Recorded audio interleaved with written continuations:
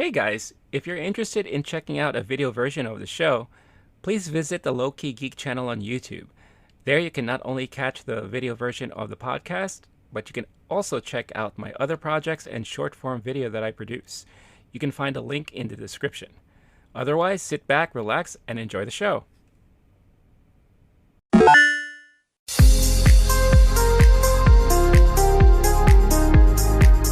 Hey, what's up, everyone? Back for another episode of Movie Time.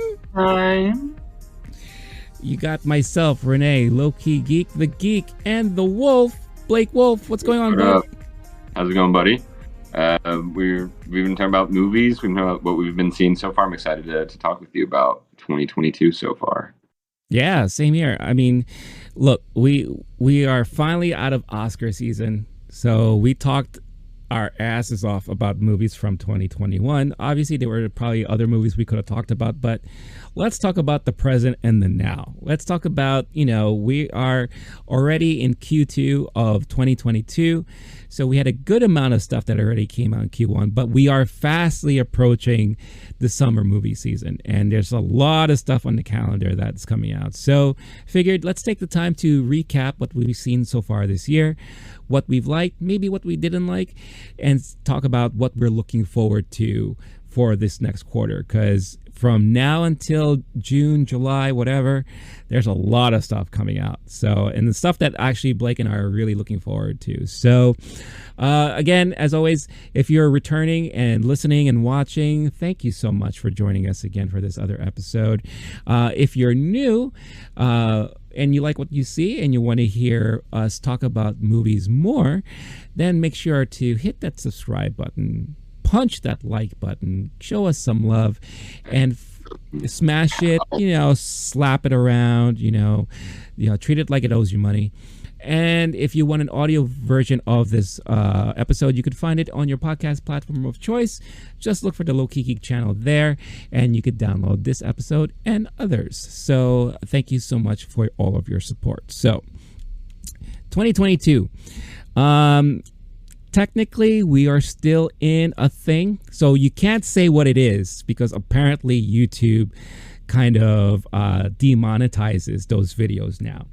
So with the current state of the world that we're in, movie theater, there's still a good amount of people who aren't going to movie theaters, but at least they're open. This is going to be probably the first full year that's going to be the case, knock on wood. So we have regular movies coming out, and obviously there has been a good amount of things hitting the theaters, but also hitting streaming as well. And I think that's what makes it a little bit difficult to keep up with everything that's coming out. I think we talked about this briefly off air, where there's still a good amount of movies we haven't seen yet that just recently came out, right? So we're going to focus at least on the things that we saw and talk about what we liked and everything like that. So I'm going to start off just my first one I want to mention, because it was a movie I wasn't expecting to like. And I saw it because I figured I have to check it out. I'm pretty sure a lot of people are going to be talking about it. And that's Jackass Forever. Forever. I was going to have that be my first one. I'm glad you brought it up. Okay. Yeah, because that movie surprised the shit out of me. It was hilarious. It was touching. It was just, it's fascinating when you really think about the Jackass crew and how long they've been together and how many years ago they've done this. I believe it's 30 years now or so. Yeah. And, watching this on MTV, maybe I was a little older of an audience for it, but still I found it hilarious, right? I found it, these crazy guys doing crazy stunts and all that stuff and really making quote unquote jackasses of themselves, and it was really entertaining, right? Then of course they went into movies and all that stuff, and you wouldn't think that after all these years that they could possibly do anything new, or they could possibly be still together and willing to do stuff because they're much older, and everything, but they found a way to make it still as entertaining as it was when you watched it back in the day, without putting themselves too much at risk, but now introducing a newer crop into the group, but doing stuff that's even smart, which I really found, refreshing and hilarious. And I just had so much fun watching this. I only watched it in the theater once, but now that it's available on Peacock, I've watched it at least 3 other times because it's just so hilarious. Yes. Oh my gosh, that is so funny. The idea you're just putting it on like, I'm having a bad day, put on Jackass, better day. 100%. I get it. Yeah, 100%. I is it Peacock or Paramount Plus? I think it's Paramount Plus. But yeah, I would just, maybe I'll be doing some work and I just want something in the background, and I would just have it play, and I would just glance over and I would just start laughing, and just, it's an entertaining movie. It's a lot of fun.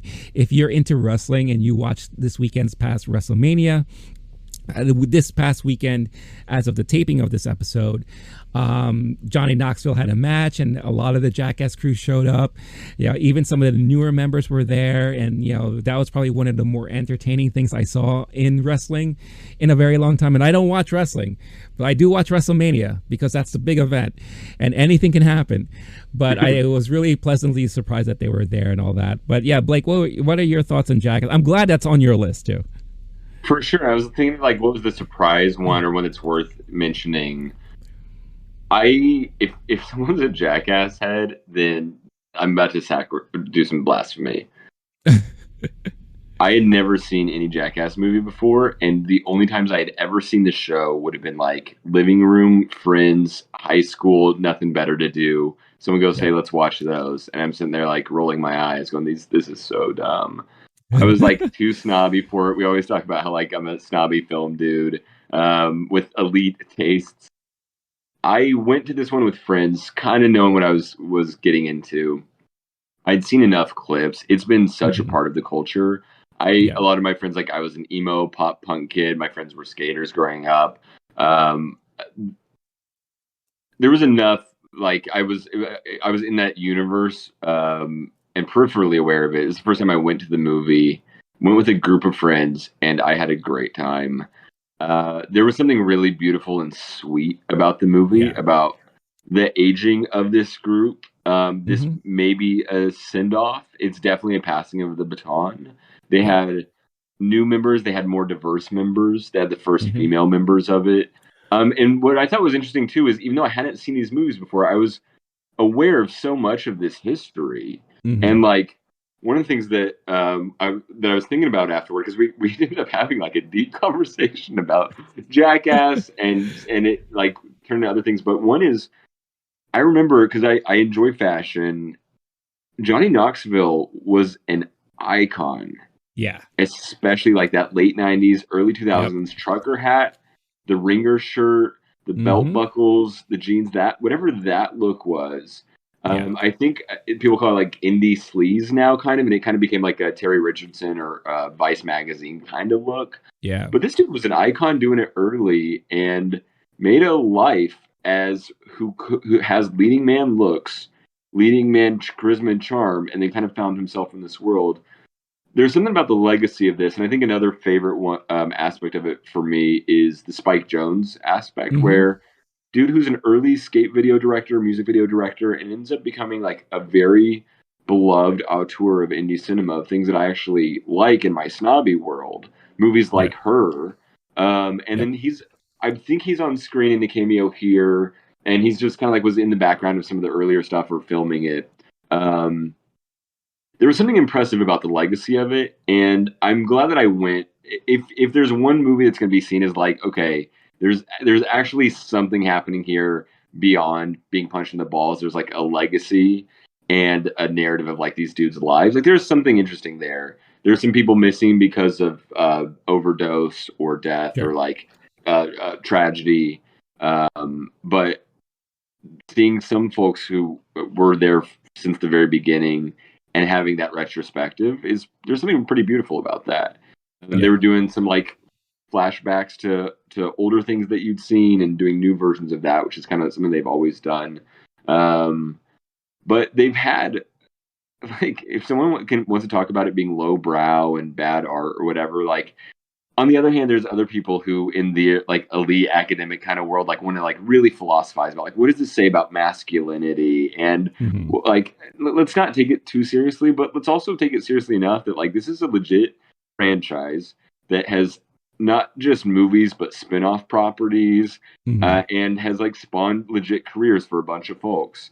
Yeah. And it was cool seeing them, and there were some really fun cameos in here as well. I think Tyler the Creator is probably my favorite of those. Yeah. Machine Gun Kelly was a funny one, but it was really fun seeing them kind of just like owning this moment and being comfortable with their careers and like of making themselves uncomfortable. Yeah, no, for sure. And again, like also, it was great to see like Eric Andre still hanging out with those guys. For Because sure. if you've watched Bad Trip last year, oh my God, that movie is freaking hilarious. And it's the same director, same people involved with the Jackass franchise. So it's nice that he is part of that family now, hanging out with those guys. But it is true. It's like, you have these, I guess, lack of a better term, geezers, like still doing all these childish stuff, but passing the baton to another new group that is diverse, and the female member is like hardcore, man. It's like the things that she was able to withstand and take was just like Yeah. mind-boggling to me. But and I've heard people like talk about, well, what is the future for Jackass now, right? Like now that you have Paramount Plus, is this maybe, can they create a new streaming show maybe with this new group of characters or what have you? But I could still see the old guard hanging out, being Sure. like the mentors or the ringleaders and everything. And the perfect example of that, and the reason why I said one thing that they did, like they did some things that were very smart, is one of the bits that they didn't even involve a lot of physicality, but it played with you mentally. And that's when they locked them in the room in the dark. Okay. They called Highlight. it Silence of the Lambs. So Oh good. my God. I couldn't stop laughing. I was laughing so hard I was crying because they were just messing with their minds. They were just making sounds and all that. And yeah, obviously, like at one part, yeah, someone gets hit with a bunch of, rat traps and all that stuff like that. But just seeing them freak out in this dark room as you have Pontius in the back, being like with his penis tucked in, dancing in the background while they have like the night vision goggles on and everything. It's like, it's so hilarious. I could see them do more stuff like that, Yeah, that because makes it's sense. very smart, very, very smart. But yeah, great movie. Yeah. And again, a huge surprise there, so, well, I started with one. So what's another one on your list there? I'm going to throw it over to Rothaniel, which is the new stand-up by Gerard Carmichael. If someone wants to talk about that not being a movie, it's directed by Bo Burnham, who's literally like an Oscar nominated and also has a stand-up career. But his movie Eighth Grade through A24 was like beloved. Hmm. This isn't the first one that Bo Burnham has directed, but Gerard Carmichael is a low-key favorite of mine. I enjoy stand-up comedy a lot. Dude is really really good at that craft. I got to go see the taping of it at Blue Note, this intimate Hmm. jazz club in downtown Manhattan in the Village. If someone's seen it, they already know what's so special about it. It was on a level of stand up I haven't seen before, and it definitely transcends the genre. Also, he just hosted SNL this past weekend, and is having a nice moment in his career Yeah. where Mhm. the special drops on Friday, and then he hosts SNL on Saturday. So I think it's news. It's not like I'd be outing him. About 15, 20 minutes ish into the special, it starts obviously talking about family secrets and having a legacy of that. And it's the name Nathaniel is his first name technically, but he kept that a secret. He talks about his grandparents having secrets, and his one of the lines he said was, there's no easy way to say that your grandma was a side piece. And like about having to like keep her whole life a secret from a whole nother family in this small town. Mhm. And then talked about his dad having a secret of cheating on his mom, and even she talks about how he has a secret also, and that he's gay, and he comes out in this special. where he hadn't come out before. And I'm in the room while they're doing the live taping. I think I was the second, because they do a couple tapings back to back. I was in the second Right. one. And you're sitting there like, this is a favorite stand up of mine. And he's been famous or semi famous for a good 5 to 10 years ish, in that range. That was incredible to be there in that moment. And he actually, it's a vulnerable stand up special. It's doing some really good, like it was stuff you would see back in Richard Pryor days, where the camera's like all the way up on him and you're seeing the sweat. And there's some really good camera work that's being done, and some really interesting decisions. It's very intimate. And then at some point, which I'm at the live taping for it, and I was aware of some things that on the actual final product. So it looks like there's a natural conversation happening with the audience during the special. Mm-hmm. And to some degree, there's like, it almost looks like crowd work, to where the whole last 15 minutes kind of devolves in a conversation with him and the audience. And someone will react to it or ask him a question like, and he says it early on too, I want this to feel like a conversation. I want this to feel like family. I want you guys to just be yourselves. This is kind of tense or awkward, but he invites everyone, and nobody spoke during the stand up for the most part, except every now and then somebody would say wow or something like that. There'd be some small, but the way they actually cut it together in the movie, I really enjoyed, because it makes it seem like at the end he does a Q&A basically, and people ask questions. They kind of cut those into the end, and so it feels even more intimate, like you just witness someone have a moment at the family reunion, and then people are asking them about it or talking to them about it and saying like, well, how, I think one of the questions was like, do you carry the shame of your father with you, or something deep like that. And he's like, has one of his gifts as a stand-up is he has great presence of mind. I actually listened to A24 had a podcast where they did an interview between, it was just Gerard Carmichael and Bo Burnham in conversation some years ago, maybe 3-4 years ago. And Bo Burnham was talking about all throughout, like, one of his most interesting things about Gerard Carmichael is how he doesn't get frazzled. He's always like calm, cool, collected in moments where anybody else should be stressed out or freaking out. And I think you saw that at SNL, if someone's only seen that monologue, or times where he's like in this highly stressful and he's just calm, cool. He like takes his time. He never loses his cool. And this special, he was doing the same thing. People would ask really intense personal questions, and he would give like a thoughtful answer in the moment, and also have jokes. So it was funny. It was deep. That has been a big favorite of mine so far this year, and it feels like it transcends the stand-up genre. I would include a stand-up special in movies anyway, especially something like this where it's pretty deep, and it's definitely not just a list of jokes from a comedian. It was a whole event. Right. Yeah. No, that I haven't seen it yet, but I've heard nothing but good things about it. And yeah, I did watch him on SNL, and I thought he was really funny, and I thought he did a really great job. But yeah, he's like hitting at a right moment right now because of, like you said, the release of that.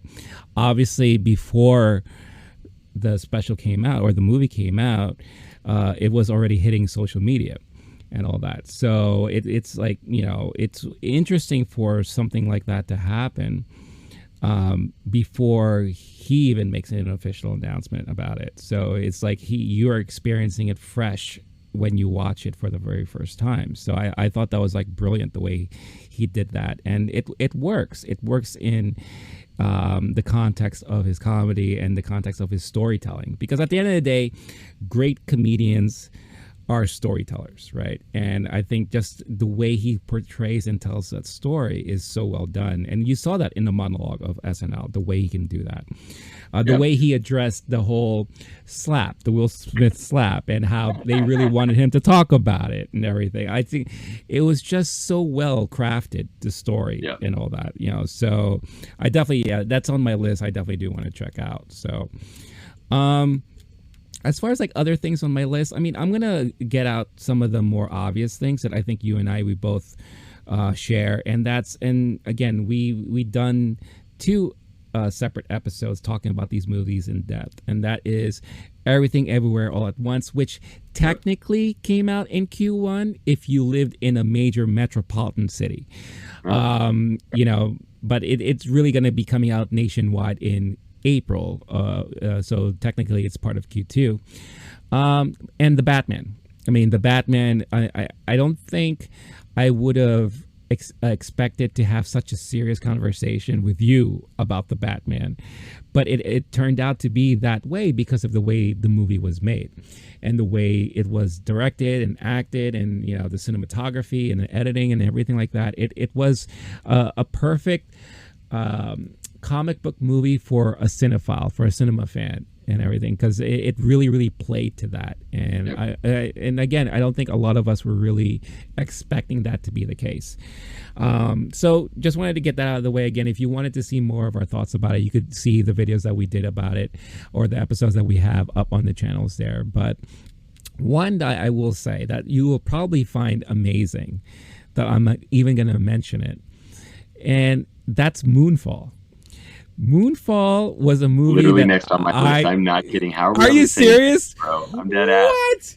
Pleasantly surprised. This is that's funny, why. Man. That's why we do this. That's why we do this, because we're just there. Moonfall, I knew was going to be a shit show, but it's because it was that I loved it so much. I mean, it was one of those popcorn-inducing, turn your brain off, you know, over-the-top action movie that is already well known in the Emmerich world. I mean, if you love Independence Day, if you love 2012, Day After Tomorrow, this is that type of movie. You're not going there for the acting. The acting's terrible. You're not going there for the dialogue. The dialogue is terrible. But it's those action scenes that draw you in. It's that, you know, intense moments of everything is going to hell, and you just love watching it like a really bad train wreck. And I had so much fun watching that movie. Yeah, it's not a great movie, but it's like, I could see this like as if we were ever to do an episode of guilty pleasure type movies, this would definitely be on that list for me. Of course. I don't think there's anything wrong with that.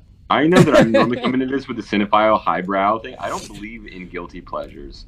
I think it's 2022. Love is love. And if something brings you happiness, then embrace it. I don't give a shit if someone's going to say it's bad. No. I had a fun ass time watching this movie. It was a good movie then. That's fine with me. It's that simple. If we want to have like a conversation about like the art of the movie, it's not really good at anything other than special effects and having a cool ass concept where they just like took the one concept and they just like rolled with it for a whole fucking movie. That was cool. They did a really good job at what they were trying to do. There's some days where I want to be challenged and I want to watch some movie that's going to like really teach me about the meaning of life. And there's days where you might be hungover or tired or life's been stressful. I'm going to talk about one in a second, but maybe you were sick and you want to watch a basic ass movie that is going to kill time, kill brain cells. I've had this debate with friends before of like, oh, am I wasting my time? I'm playing video games after work and I could have, you know, cured cancer by now or what.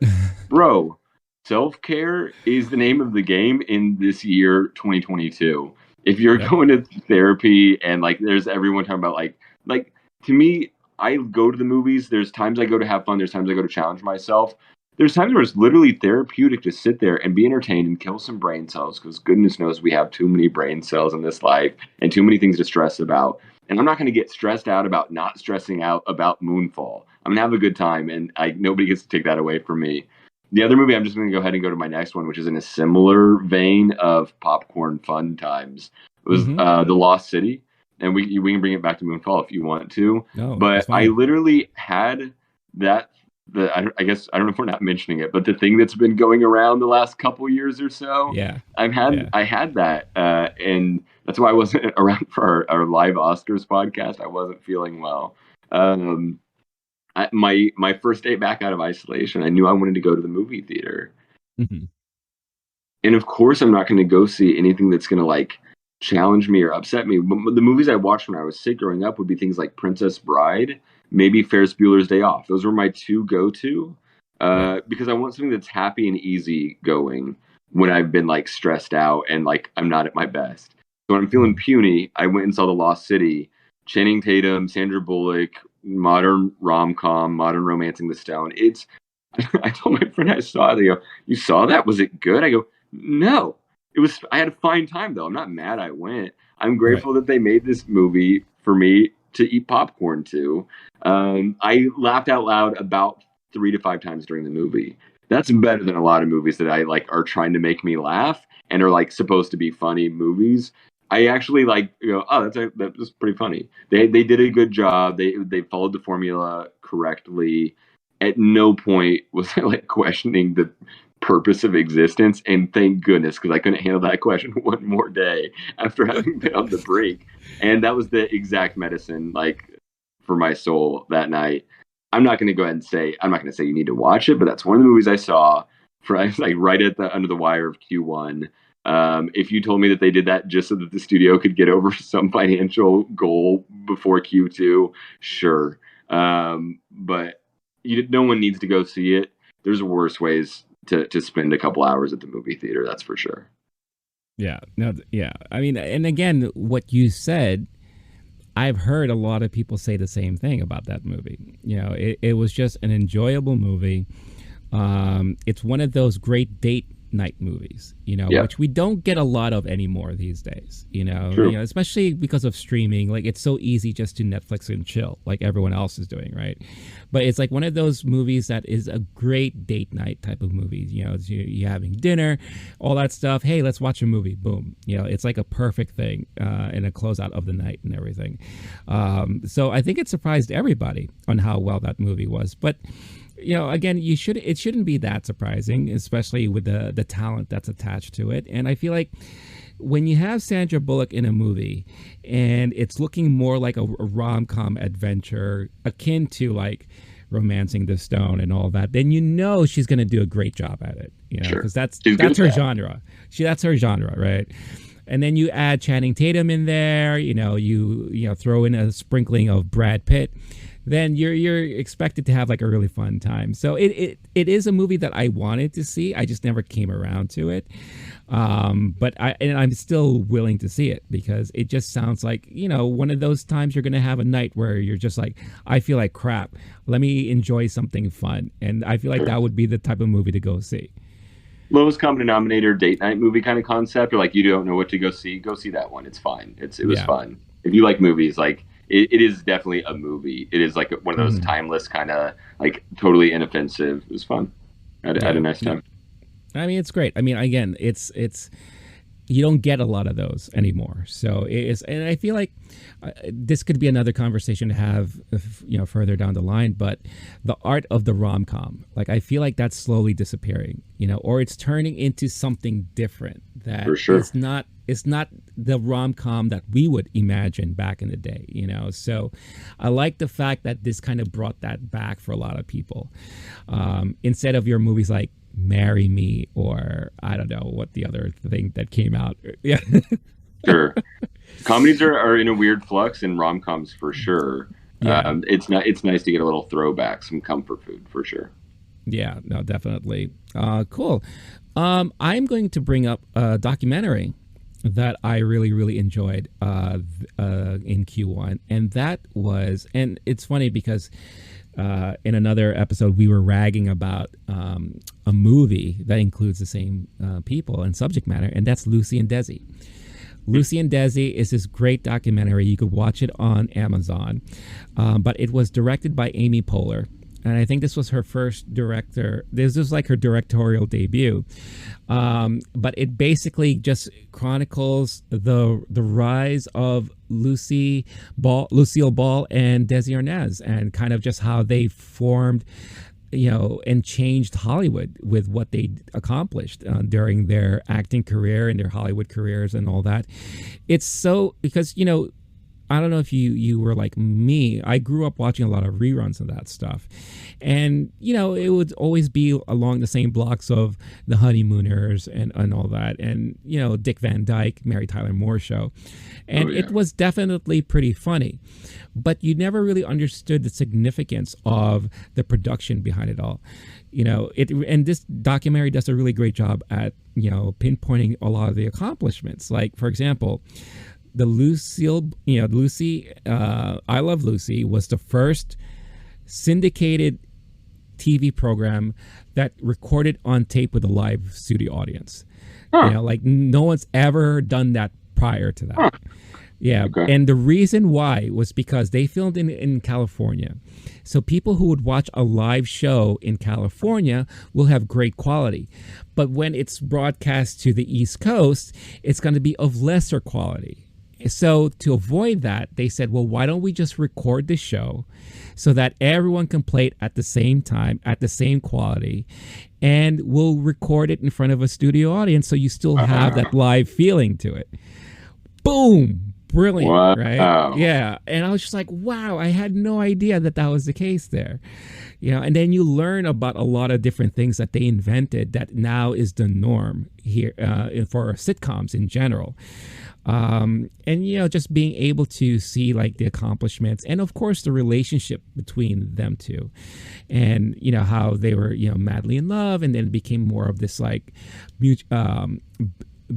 business agreement and all that. But even though they eventually divorced and lived separate lives, they were still very much in tune with each other and how they still had that bond because of everything that they've been through.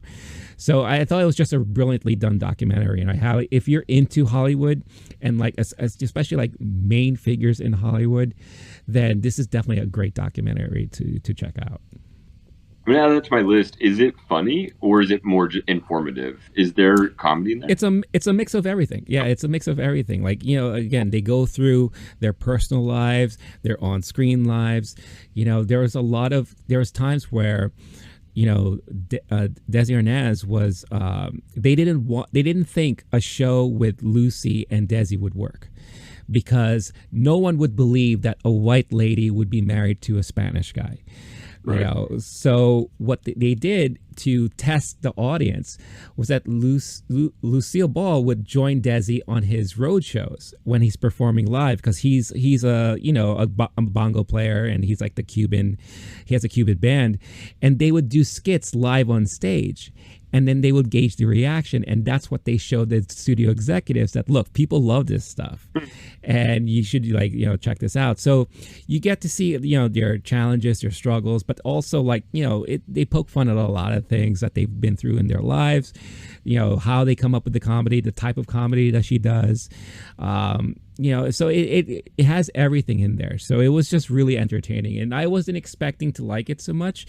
But again, if you saw Being the Ricardos and you thought that was a shit show, then at least watch this, because this will make up for it. It's on my list now. Thank you. Sincerely. Yeah.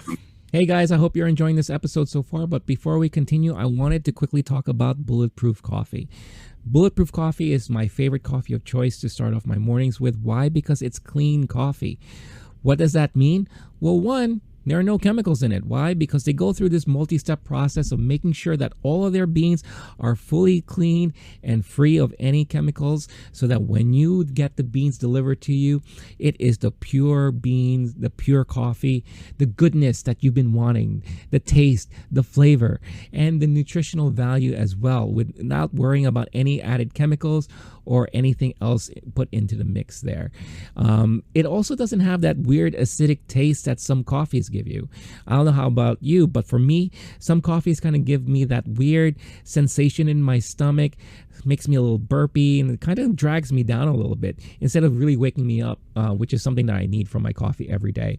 Bulletproof also offers a lot of keto-friendly snacks and supplements, anything that you need to kind of add to your everyday nutritional needs, add to your diet, and pretty much transforms the way you feel every day. So for a limited time, if you use this code that you see on the screen right now, LOWKEY GEEK, all caps, one word, you can get 15% off your order. So what what is it better than that, right? Check out the link in the description of this episode. Use this code, get yourself your discount, and make your mornings a little bit more bulletproof with Bulletproof Coffee. Now, back to the episode. I'm going to check that out. You sold me on it. I'm going to switch over to another documentary about a famous couple of very great import, Pam and Tommy, on Hulu. Bro, it's not a movie. So technically, in the miniseries world, I'll talk on it quickly then if you're not going to count it. It's really good. I had a great time. Guilty pleasure. I said those don't exist. This one definitely was just the most of that. They did a great job. I enjoyed it. It was just very that, like, not, kind of similar to the was it the American Scandal show where they're doing the O.J. Simpson trial, and they're just kind of like sensationalizing the ridiculousness of it all. That this show did a good job of that. I definitely binged that one. The other one I was going to mention for real was, there's actually two that I saw in those like the pre-screening things, and so I don't know. I didn't technically watch the final product. It was they're trying to get the reaction and get people's opinions on them. So Master was a new horror movie starring Regina Hall, set on a college campus, and then the other one was When You Finish Saving the World, the new Jesse Eisenberg directed movie that hasn't hit theaters yet, but it was at Sundance. Master the ratings are not doing well. I know that I had a terrible time watching that movie. I didn't think it was well done. I did like seeing Regina Hall in the lead role of a horror movie, and the acting I think was one of the best things about it. It's not my genre, so I'm not going to even talk about it too much. But that the movie itself, there's just too many decisions that I found befuddling, and it wasn't scary enough, and it wasn't thoughtful enough, and it felt like it was trying to do social commentary, and it didn't feel like it was necessarily doing those things. There's probably a type of fan who would love this movie. Definitely wasn't for me. But then again, I don't think it was meant for me, and it's definitely not my genre. The other one, with the Jesse Eisenberg directed movie, When You Finish Saving the World, loved it. Had a great time. Stars Finn Wolfhard from Stranger Things. Julianne Moore plays the mom. There's I'm not going to get too into it since it hasn't come out yet, so spoiler free. I really enjoyed the writing of it. It in some ways it reminded me of like The Art of Self-Defense, the Jesse Eisenberg movie from a couple years ago. Right. There's this like tension and awkwardness that it's able to lean into and follow that line well. Based on a short story from Jesse Eisenberg that I think was in the New Yorker, or no, he did it in audio, a straight to audio book thing, something like that. But it was a story by Jesse Eisenberg that he then turns into a movie. It was really well done, family drama, mother-son dynamic. I definitely recommend it if you're into those kind of like quirky family drama kind of things. Very literary, well written. Definitely an indie movie. I don't think it's going to be a huge crowd pleaser. I'm curious if the fans of Finn Wolfhard, like the obsessives, my friend's got a 12-year-old daughter who's just obsessed with the whole Stranger Things cast, and I was like, I think this is a good movie for them. There might be some theme, subject matter stuff that's like either above their head or some tough things that you'll want to talk to on the drive home. But I'm curious what the reception is for this one. But overall, if you're into those indie dramas, and there was some humor in there, but otherwise for the most part, that kind of movie, it was definitely worth a watch when that comes out. Nice. Yeah, it's definitely on my list of things I was curious about, because speaking of Sundance, since we'll make that segue, I did catch a couple of films at Sundance that I wanted to mention. That was one of the movies I definitely wanted to see. I unfortunately wasn't able to get an online viewing of it because the tickets were all sold out for those slots that they had for it. But the movies that I did see, because at the same time, when you think of festival movies, you kind of want to watch the movies that you don't know if we'll have a chance to ever have that mainstream release. or if any streaming platform is going to pick it up. Obviously, they had some selections there that were tied to really big names and already were picked up prior to it showing at Sundance. So, for example, like After Yang was already picked up by Showtime to stream on that channel, and that debuted on Sundance. And then you had Fresh that was already prior, like picked up by Hulu, that also debuted at Sundance. So I knew I was going to see those movies eventually, so I chose not to go for those. One movie I did gave a shot. Well, it's called Emily the Criminal. Emily the Criminal is a movie starring Aubrey Plaza. And the reason why I wanted to see this is because I'm a huge fan of Aubrey Plaza, but I only know her from being like in a lot of these comedic type of roles. This is the first time she's actually being in a role that's not only drama, but also some action involved in it as well. And, again, not talking too much about it without spoiling things, it was a movie that basically she is someone who's, in depth because of her student loans, and she has tons of bills to pay and all that. And she's just always finding herself at these dead end jobs, never liking what she does, ending up getting fired and having to find another job to pick things up. Right. So she gets tempted by meeting this kind of gangster like guy played by Theo Rossi. You know him from like shows like Sons of Anarchy and stuff like that. Who's involved in kind of like some black market stuff. And she gets involved and now all of a sudden becomes this big crime aficionado and is like, not so much as like committing like theft or anything like that, but she's doing a lot of fraudulent stuff and leading her own team eventually and all this stuff. So it's a weird turn for Aubrey that I haven't seen, but I thought she did an amazing job acting throughout it. So again, I don't know if it's ever going to get picked up because I haven't heard anything about it, but you never know. These things could pop up on a streaming service or whatever. But I really enjoyed the movie, and I thought the acting from both were actually very well done. They had very good chemistry there. Another one I wanted to mention was a movie called Resurrection. So it stars Rebecca Hall and Tim Roth. And basically the movie here is about Rebecca Hall's character is, this very successful lady in business. And, she seems to be living a pretty decent life.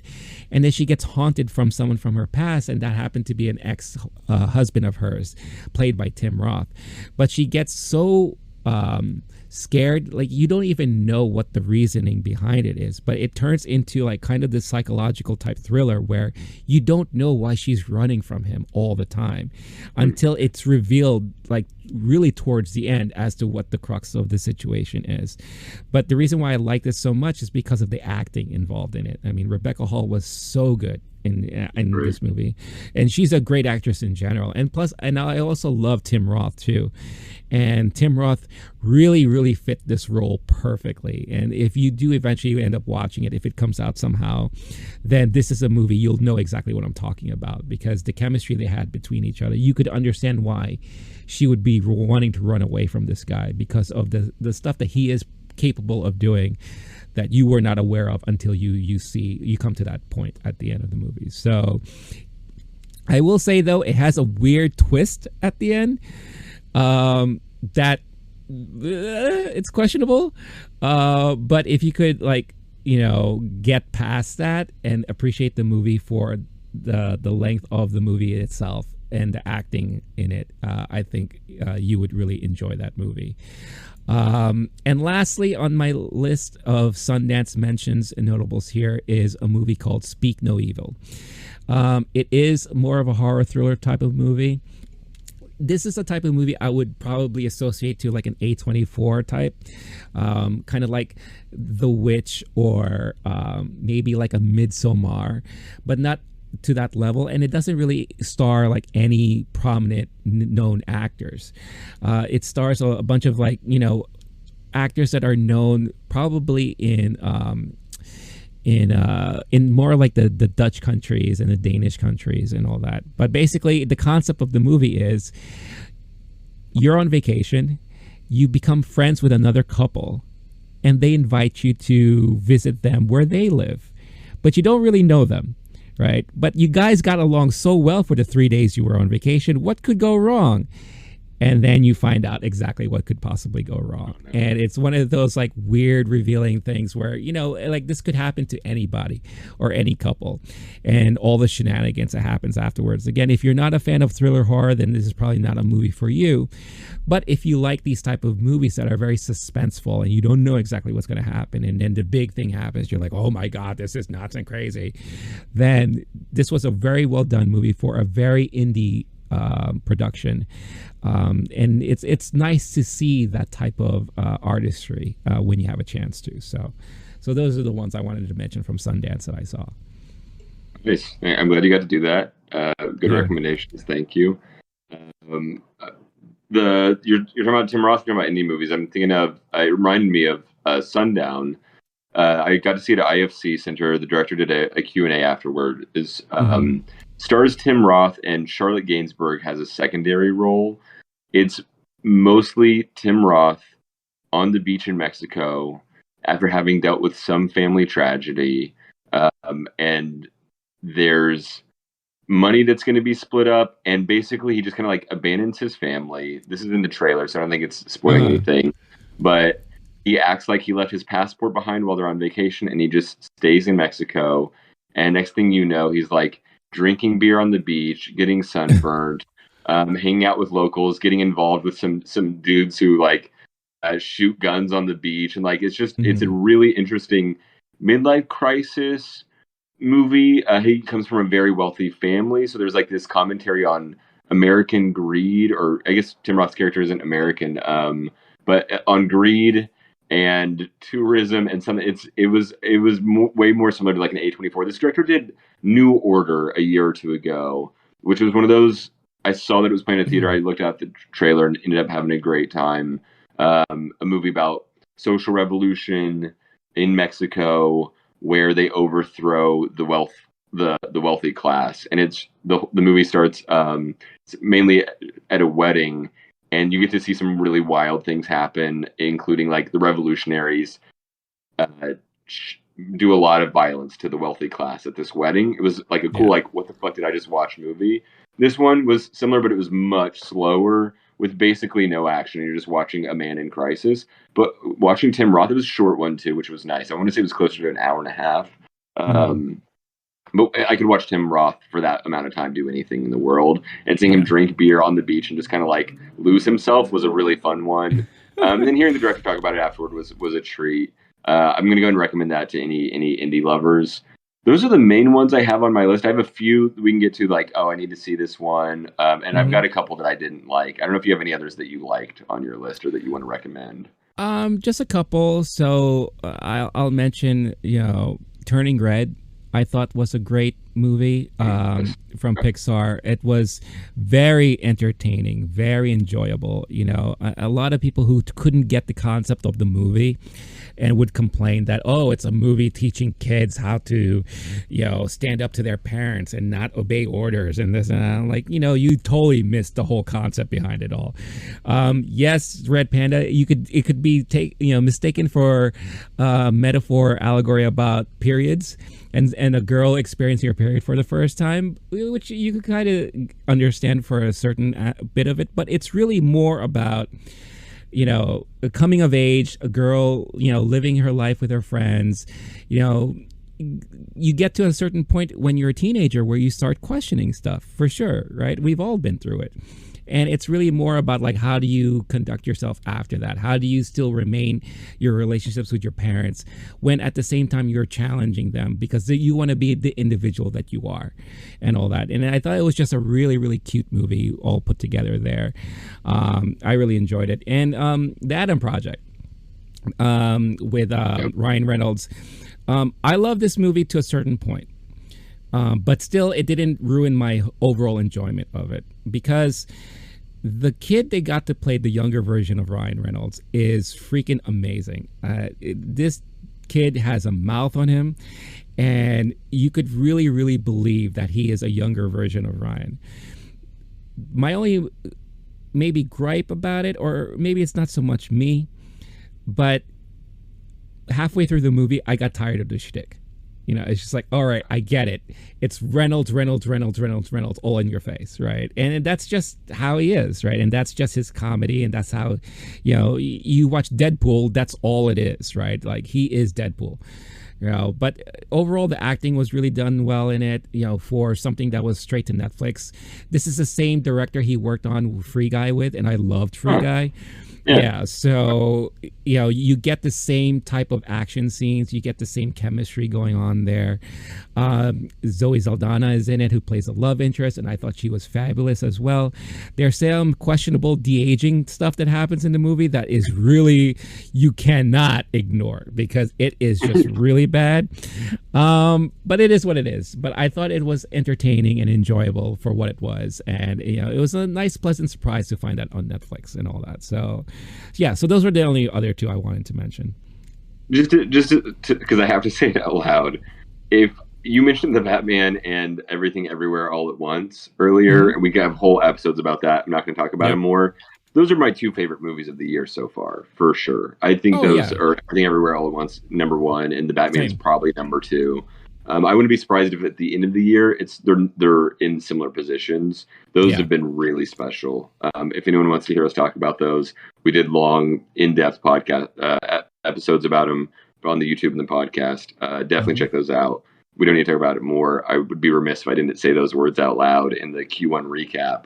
Otherwise, the main ones, I was disappointed by Death on the Nile and Tinder Swindler.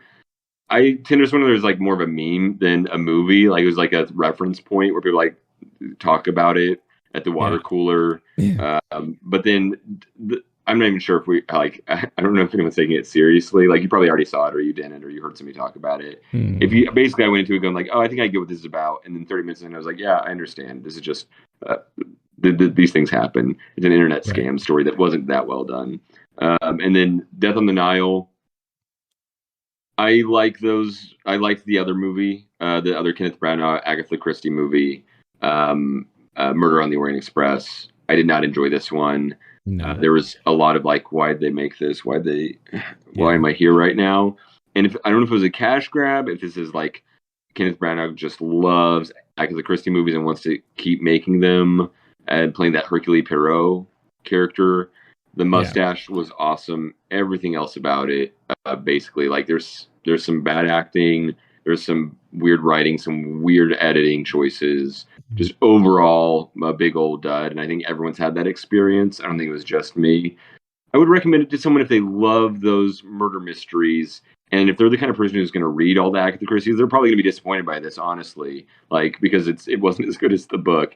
But otherwise, if you just like really love that genre so much, you just want to see any old murder mystery and see them. Like, I've got a friend, they'll see every Jane Austen adaptation no matter what. Go for it. Enjoy yourself. But otherwise, if you're looking for entertainment or good quality cinema, I'd say look elsewhere. Yeah, no, that movie was painful. Was really painful to watch. And it's rare that it happens, but this is definitely one of those movies where I just didn't like anybody in it. Like, there was no one that was redeemable. Like, if I was Perot and doing what I'm doing there, I'll be like, why don't you just kill each other, all of you, because I hate you all. Like, you're just all the worst people. I love his character, and I love that they kind of gave him more of a background. They were kind of like giving you a glimpse of an insight of like how he became how he is, and da-da-da. I came back and he goes, and that's how you got the mustache? I go, I missed the only part. Oh, you missed that? Yeah, that was like the most intriguing part of that entire movie. But that's hilarious. That's so funny that you missed that. But yeah, it's like everything else, and you had a pretty decent cast too. But it was just like everyone was dialing it in. Everyone was just not there. Talking about bad CG. I hated that part where they're in Egypt and the dude is like hanging out right by the pyramid. And I'm like, it looks so fake, dude. Like, you could totally tell that this was done in a freaking studio, and it was just so bad. And it sucks because this had a potential to kind of be like, a franchise like Knives Out is turning out to be, right? But with the performance of this particular movie, I would be happy if they just stopped and didn't do anything else because it's not Yeah. necessary. No, I'm with you in the same boat. It could have been Yeah. a franchise, and sadly, now this may have been the franchise killer. Yeah. If they made another one, I honestly might go see it. The cast was so good, and they can be entertaining. I'd probably let a few other people go see it first, and then say like, okay, this one was better than the last one because this one felt much more like just a waste of time. Yeah. For And by the sure. way, I just looked it up. The question of did they film in Egypt? Here's how it goes. The film shoot was intended to take place in Egypt, but that proved too difficult. The team then considered Morocco, which often stands in for other desert countries. But by the time the camera started to roll, it was decided to make England work instead. Oh, yeah. If you're gonna do And that, that do it on location. Do the James Bond thing where it's like these beautiful place, transport me to another world. If your movies are right. Murder on the Orient Express, if your movie is Death on the Nile, it did feel corny as hell. Definitely, Oh I my was god. never transported to another world. No, not at all. Not at all. And it's funny, like as you read that whole recap, that pretty much is the movie in a way. It's just like, well, couldn't It do is. this, couldn't do that. We'll settle with this. It's just- yeah, it was terrible. But with that being said, did you have anything else you wanted to mention about Q1? No, those were the disappointments. There's the ones of basically there's the ones you mentioned that are now literally on my list of to see. The main ones I Hmm. haven't seen yet that I need to are Kimi. Yes. Yeah. I kind of want to see the Genius Kanye documentary. I've got a tumultuous history of my love for Kanye and then now distaste.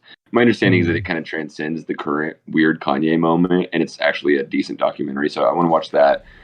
Deep Water, and then is Morbius Q1 or is that are we talking about that Q2? Morbius, I guess, is kind of Q1 since it Okay, officially really opened on April 1st. So it kind of interesting. rides that line. Yeah. Yeah, okay. So that's one Yeah. we maybe we'll talk about later if we want to, but it's Yeah. on my list only just for the hell of it, just to still be part of it. Yeah, be up to date with the MCU. Otherwise, Yeah. all the ones on my want to see list are ones you already mentioned in yours, and then there's some movies that we're looking forward to. But anything else on your end? No, nothing else. I mean, going back on the whole Kanye thing. So I did see that. I did watch that. And what I will say is, because it's three parts. The first two parts I thought were brilliant. The third part is a little disappointing.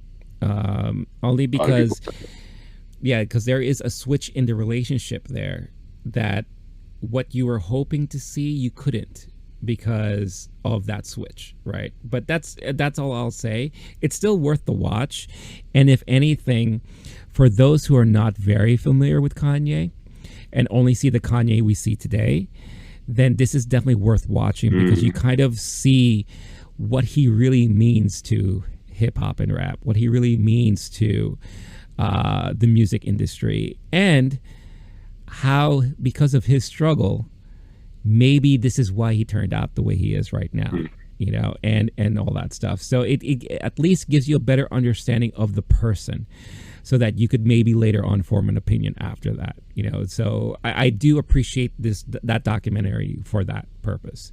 Okay, good call. Yeah. So with that being said, like, you know, what movies are we looking forward to for Q2? You know, Blake mentioned Morbius. As of the taping of this, obviously I saw Morbius already, so I'm gonna leave that alone for now. But maybe what will make it easier is let's go month by month. So in April, I'm personally looking forward to Ambulance, Sonic the Hedgehog 2. What else here? The Northman for sure, and The Unbearable Weight of what's the full title of that one? The Unbearable Weight of Massive Talent. There you go. Yeah, like those are the movies I'm totally looking forward to this month. What about you, Blake? I am in the same boat, all the same ones. I'm kind of curious about Fantastic Beasts. I did Hmm. enjoy the other Fantastic Beasts. I stopped enjoying Harry Potter. You already know it's not really my genre, but I might end Yeah. up seeing that one if I just like want to kill a couple hours. The Hmm. other one that I just saw the trailer for the other day is Duel, the new movie. The I the trailer played before Everything Everywhere All at Once, and I kind of go, oh, I'm going to see that for sure. Mhm. Aaron Paul stars in it and Karen Gillan. But the plot is a woman opts Ah, for a cloning procedure after she receives a terminal diagnosis. But when she recovers, her attempts to save her clone. When she recovers, her attempts to have her clone decommissioned fail, leading to a court-mandated duel to the death. It just looks like one of those like absurd mindfuck kind of indie movies, weird stuff. yeah. It's that's definitely my wheelhouse.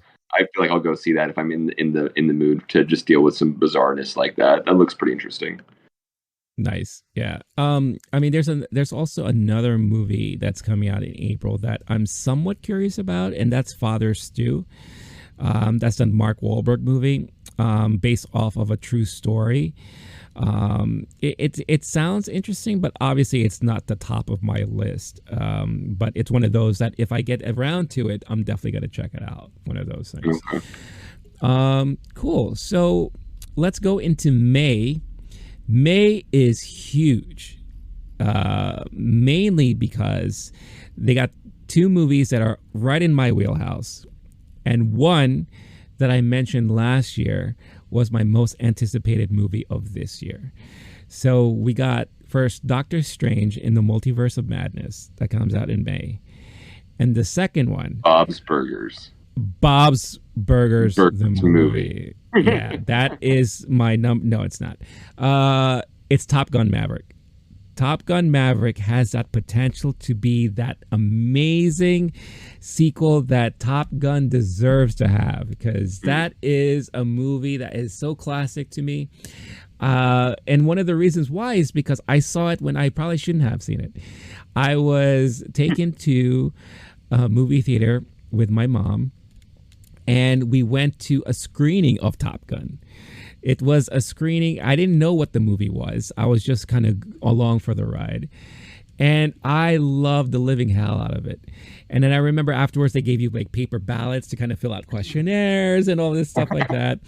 But it was just fantastic. It's your quintessential 80s action movie. Action drama movie, right? And of course, Tom Cruise is Tom Cruise, right? So I am just so looking forward to this. If the movie is a disappointment, I am going to be sad and I will probably cry. But those are my two movies I'm looking forward to in May. You know, it reminds me last year there was this classic 80s movie that they did the sequel to finally, and no one was disappointed. It was Coming to America, and you were like, hell yeah, I'm glad I waited 40 years for this. And nobody was sad, and everyone had a good time, and there was no disappointment in. Bro, you think I'm honestly curious because I think it's going to be good. Do you think it's going to be Yeah. good? There's no way it's going to be good, right? Like the trailer makes it look good. The amount of hype and the amount of buildup, and ever since like the push, and it gets pushed a few times. It was supposed to come out like 3 years in a row now. I don't know what's going on. There's no fucking way it could any movie. No movie has ever lived up to this. But I'm sure it's gonna be good, right? It's gonna be good, right? Look, Right. here's what I'll say about it.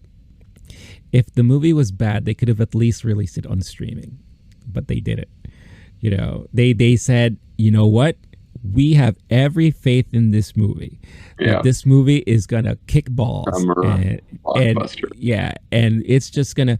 The fact that they moved it multiple times, you know, okay, with the current situation of the world, that's understandable, but they kept it in the summer. That this is coming out in May. They know this movie is gonna blow heads, and it's just gonna be like, this is gonna, you know. You sold me, dude. Now my shit. expectations are through the roof, and I will not be disappointed. Honestly, like there hasn't been a summer blockbuster in a few years, at least the way there used to be. There's No, gonna of be course like not. there was Yeah. some movies that you go, oh, cool, maybe, but like In the Heights was around the time last year Yeah. where it was supposed to be, and it wasn't, and people weren't going to the movies like that. There have been Right. a few successful movies, but I don't know that we've had a proper summer blockbuster. There's a chance they hit it on the mark and everything in the world is right again. No way that'll go wrong, right? No, of course not. No, what are we talking about? Come on, like this has everything going for it to make it a big thing. You know, it's a sequel to a very popular 80s movie that in a way you could kind of call it a franchise, because they've had like kind of like books and video games off of this title, right? It stars one of the best action movie stars around, you know, Tom Cruise. If you're a fan of Mission Impossible, you know exactly what we're talking about there. You know, and it has, I'm sure, a killer soundtrack, you know, which I'm sure we're going to be blasting off, you know, all throughout the summer. We can't go wrong at all. I'm so tempted to start singing, but I don't want to get this video pulled after we've recorded so much, doing a whole tour, and then just humming a certain song could get us in trouble. No. So I'll move on. Take my breath, Renee. Yes, I know. Please don't take my video away. Please. No. There's a couple sequels in May that if people like that world, I think will be Bob's Burgers. Personally, I saw Everything Everywhere. They were like hyped, and as soon as they were like, "Oh my god, there's gonna be a Bob's Burgers movie," I was like, "I guess." Same with Downton Abbey. If you're into Downton Abbey, May is gonna be a good month for you. I don't care about either of those. Otherwise, it's exactly the ones you mentioned. It's Doctor Strange, and it's Top Gun. That'd be crazy if they pushed it again, right? Or if it was disappointing. There's no way, right? No, not at all. No way. No, it's impossible. It's impossible. Here's what's blowing my mind is there's going to be another Jurassic Park movie in June. I just jumped to June. Yes. Jurassic World Dominion. Now, I've like heard of this rumblings of the T-Rex feet from afar. And now I'm seeing like this is actually around the corner, dude. Yeah. Oh, yeah. I know. Now this is going to be the sequel I'm hyped about. The most recent one, I didn't really enjoy. The other Chris Pratt loved. Oh, that was good. My mind was the best one since number one. Yeah. This one, they're reuniting old cast, new cast. They got Colin Trevorrow at the helm. I get my expectations real high for this one, and there's no way I'll be disappointed. I'm seeing this one for sure opening night. As soon as it drops, I'm going to book that ticket. I'm hyped for that one for sure. Yeah, no, it is kind of crazy how they've been promoting this movie for a very long time. You know, basically, they release like these mini movies online to kind of like, you know, give you a sense of the world that people are living in, to hype you up and all that. But yeah, it's literally like right around the corner. And it's got cold chills. The fact that they are reuniting the original cast is the thing that is like making me excited. You know, they got, you know, all three of the prominent members there. Like, and this is going to be the first time they're on screen all together since the original movie. So that's going to be fantastic to see. And then again, mixed in with the new cast of Dallas Howard and Chris Pratt and all that. So it'll be really, really fun and interesting to see.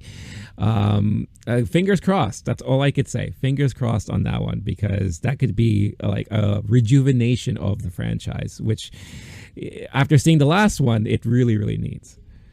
There's no way it's just a cash grab, right? No, of course they wouldn't not. do that to us. No. There's a proper story to tell, and it needs to be told. Hence, Dominion. Yeah.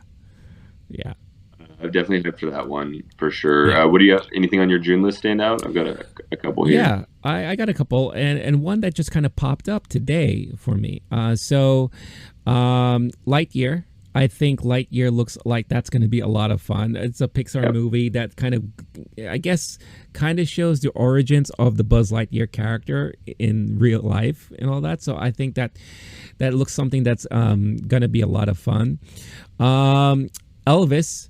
I think Elvis, that's something that after seeing the trailer for that, I am like really, really intrigued. So I'm really, really curious to see how that's going to come out. Marcel in the Shell with Shoes On. That is a movie after seeing... on my list. What? Oh, yeah. That's coming out June 24th, according to this list I'm looking at. Yeah. Ooh. So that could be a sleeper hit of the summer, because Yeah, if you haven't had a chance to see the trailer of it, it just released this week online. It looks charming. It looks heartwarming. And it's a nice mix of like that claymation style with live action. It I don't know. It just has everything that I love, and I think it's going to be something that will surprise a lot of people. So I'm really, really looking forward to that. Bro, you just got me so excited. I'm so glad that once I'm disappointed from Top Gun, and then a month later, once I'm and disappointed Jurassic Park. and then I'm gonna watch Tom Hanks in a movie about Elvis, and I'm so excited about that one. And once I'm disappointed by that, I'm gonna go see Marcel and just have a crowd pleasing ass, lovely, lovely time. Those short films have been so important to me. I can't even describe it. The how many times I've watched that and the reason why it's so important. But you heard me. I yelled in glee when you told me that. I'd forgotten about that, and it's not on this list I'm looking at. I'm hyped now. Hell yeah. And man, Jenny Slate can do no wrong in my mind. But I'm trying to figure out, it was her. She was making those with her husband before. Yeah, it's still her ex-husband. They're still making them together. I'm so glad they kept the team together. That was my first concern was, did they break up the unit? Yes, but no, they're still working together on Marcel the Shell with shoes on. Let's go. Hell yeah. Yeah. I'm super stoked about it. I mean, I briefly am aware of it. Like I have not watched anything, but it's the trailer. I saw the trailer and it got me. And I was like, I need to see this now. I really do. So anything A24 puts out, I'm always going to be curious about because I feel like for both of us, that's our studio. That's the studio that speaks to us probably the best, right? So I'm always going to be intrigued by whatever they put out. But really, if you watch this trailer, I would challenge you and say that you were not intrigued or touched after watching this because it really looks fascinating. Yeah, it looks fascinating for me. If you haven't seen the little short films they made back in the day, dude, great use of 10 minutes of your evening. Okay. Just so lovely, so sweet. Yeah. I'm curious how they're going to make that into a movie. Now, as soon as we're done here, I'm going to watch that trailer and get excited. Nice. This is either going to be the best summer in movie history of sequels and IP of like things that I love dearly, or it's just going to be the most disappointing ass summer in a while. We'll see. Can't wait. We'll see. Yeah, for sure. So, I mean, there's some other notable mentions here.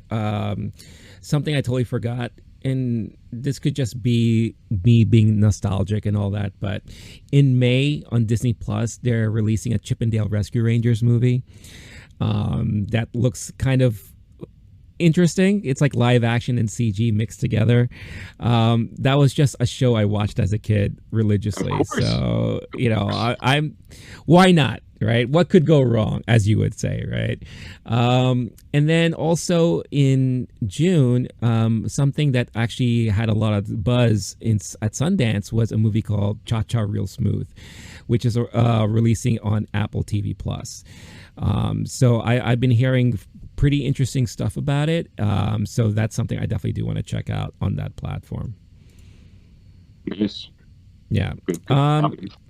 Yeah. So that's pretty much like Q2. I mean, obviously the summer continues into July and August, but let's not get ahead of ourselves because there's who knows how all this stuff is going to turn out. But we will definitely do another episode where we did like exactly what we did here. We're going to recap what we thought about Q2 and dive right into what we're expecting and anticipating for Q3 there. So anything else you wanted to add as something you're looking forward to catching in the next couple of months?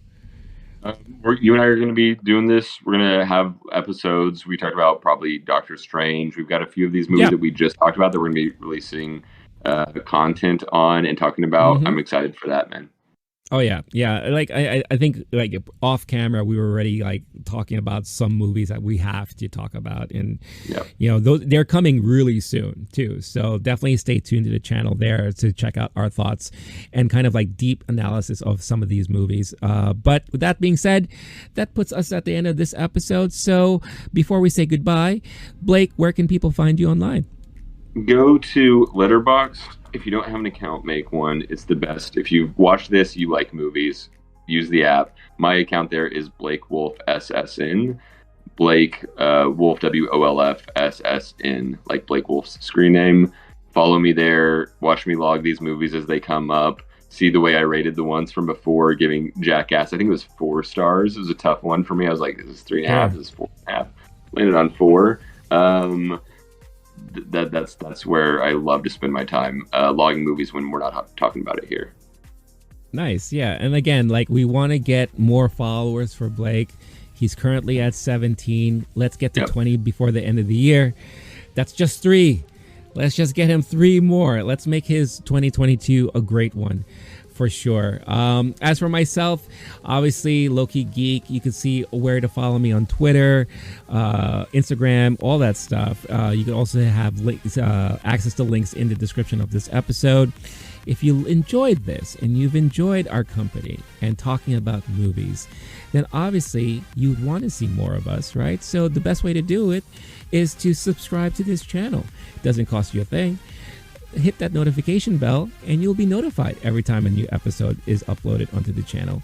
And make sure to hit that like to show us how much you really love us. And if you're looking for an audio version of this episode, you could find it on your podcast platform of choice under the LOWKEY Geek channel there. And for audio listeners, thank you as well for listening. We enjoy your support and all that. So that being said, I'm Renee. That's Blake the Wolf. And we'll catch you all next time. Peace out, everyone.